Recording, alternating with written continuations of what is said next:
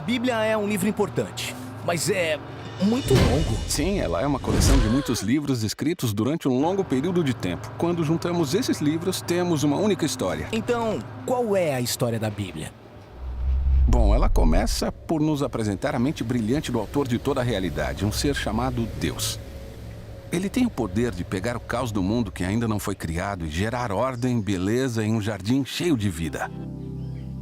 Então, para completar esse grande feito, Deus escolhe essas criaturas chamadas humanos, Ou, em hebraico, Adã. que são criadas à imagem de Deus. Isso significa que os humanos são chamados a governar este belo mundo em nome de Deus, aproveitando todo o seu potencial e criando ainda mais beleza e ordem.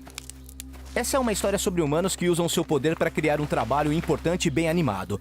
Mas a pergunta é, como? Sim, a humanidade tem uma escolha a fazer, que é representada por uma árvore frutífera. Os humanos podem ser parceiros de Deus e viver em liberdade se confiarem no conhecimento de Deus sobre o bem e o mal. Ou Eles tomam esse poder de definir bem e mal, que, como Deus avisa, vai levar à morte.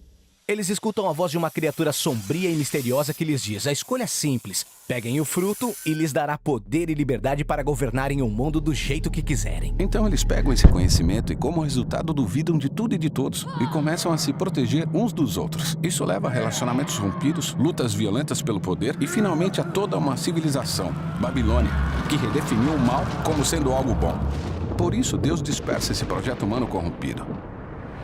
E aqui a história da Bíblia tem uma reviravolta importante. O foco se concentra na história de um homem e uma mulher que saem da Babilônia, Abraão e Sara. Sim, Deus promete que deles nascerá um novo povo, uma nação que terá uma nova chance de fazer a escolha certa. Se essa nação tiver sucesso, abrirá um novo caminho para o resto da humanidade. E é por isso que o restante da Bíblia fala sobre essa família.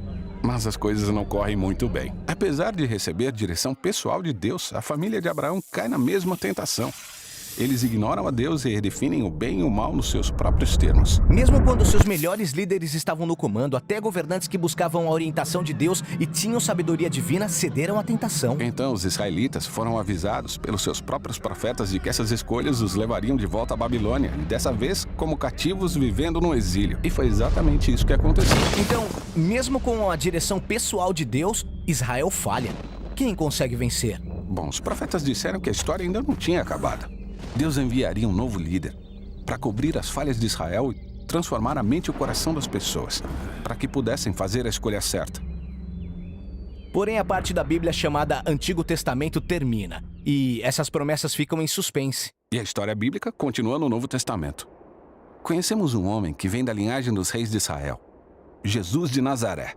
Ele disse que tinha vindo cumprir todas essas promessas. Ele enfrentou aquele mal sombrio e misterioso ao qual toda a humanidade tinha cedido e resistiu ao seu poder. E então anunciou que Deus tinha chegado para governar o mundo por meio dele. Jesus ensinou que Deus define sobre o bem e o mal e disse que o verdadeiro poder existe quando servimos outras pessoas. De acordo com Jesus, as pessoas que amam os pobres e até os seus inimigos são as que realmente governam o mundo. Uau! Isso aí é confuso, mas é muito bonito. Assim como a afirmação que a história faz a respeito de Jesus. Ele é Deus que se fez homem para ser tanto para Israel quanto para a humanidade o que nós jamais poderíamos ser sozinhos. Ele veio tomar sobre si as consequências da nossa maldade. E o seu amor sacrificial provou ser mais forte do que o mal e a própria morte. Então agora, a humanidade está perante uma nova escolha. Representada por uma nova árvore. Continuar seguindo a velha maneira de ser dos humanos ou aventurar-se por esse novo caminho. Na história, os que escolhem o caminho de Jesus são energizados pelo poder do próprio Deus. Pessoas que sabem que são amadas e perdoadas por Deus podem se tornar pessoas que amam e perdoam os outros. O movimento de Jesus se espalhou rapidamente pelo mundo, formando novas comunidades de pessoas que seguem o caminho de Jesus. Mas elas enfrentam problemas. Elas estavam sendo perseguidas por pessoas poderosas e dentro de algumas comunidades havia muita confusão e transigência. É porque seguir Jesus é algo muito difícil. Assim, os líderes do movimento, chamados de apóstolos, escreveram cartas para consolar e incentivar essas comunidades a permanecerem fiéis ao caminho difícil de Jesus. Elas são chamadas a esperar o dia em que Jesus virá e mudará tudo. Assim, a Bíblia termina apontando para o dia futuro em que tudo que está errado será consertado. O mal será banido, o céu e a terra estarão unidos, e a humanidade poderá governar o mundo unida no amor e no poder de Deus.